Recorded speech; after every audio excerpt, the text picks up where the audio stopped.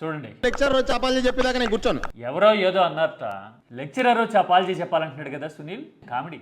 సరే, పిసిసి క్రమశిక్షణ కమిటీ ఇచ్చిన రిపోర్ట్ చూస్తే ఏమనిపిస్తూ ఉంది? ఇదిగో చూడండి. మంత్రి కొండా సురేఖ కూతురు వ్యాఖ్యలు చేశారట. అందుకోసమని సురేఖ మీద చర్యలు తీసుకోవాలి అని సిఫార్సు చేసింది కమిటీ. ఎలాగా? కొండా సురేఖ కూతురేమి కాంగ్రెస్ మెంబర్ కాదు, ఆమెకి సభ్యత్వం కూడా కనీసం లేదు. ఆమె మాట్లాడితే మంత్రి ఎలా బాధ్యులవుతారు అని ఇప్పుడు చాలామంది మాట్లాడుతూ ఉన్నారు కదా. పోనీ ఒకవేళ కుటుంబ సభ్యుల చర్యలకే గనక అధికారంలో ఉన్నవాళ్ళు, పదవిలో ఉన్నవాళ్ళు బాధ్యులయ్యేటట్టయితే గనక సీఎం సోదరుల మీద వస్తున్న ఆరోపణలకి ఏది రీసెంట్గా 200 కోట్ల రూపాయల విలువైన 5 ఎకరాల భూమిని ఈ ₹1,00,000 పెయిడప్ క్యాపిటల్ ఉన్న కంపెనీకి కేటీఆర్ ఇలా అంటే, రేవంత్ రెడ్డి కుటుంబం బాగుపడద్దు, ఏ ఉద్యోగం చేసుకోవద్దు, ఏ సద్యోగం చేసుకోవద్దు, వ్యాపారం చేసుకోవద్దు.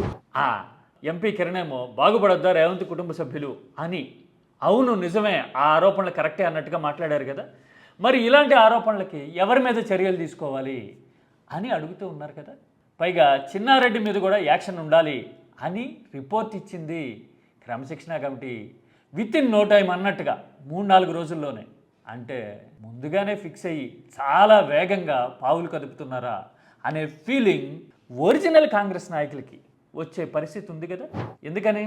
గోడ దూకిన ఎమ్మెల్యేల విషయంలో మీ యాక్షన్ ఏంటి అని అడిగితే స్పీకర్ వైపు నుంచి అయినా, కాంగ్రెస్ పార్టీ వైపు నుంచి అయినా సమాధానం చెప్పడానికి ఎన్ని నెలలు పట్టింది? మరి ఇప్పుడు మాత్రం 2-3 రోజుల్లోనే నివేదిక ఇవ్వడము అంటే ఎలా అర్థం చేసుకోవాలి?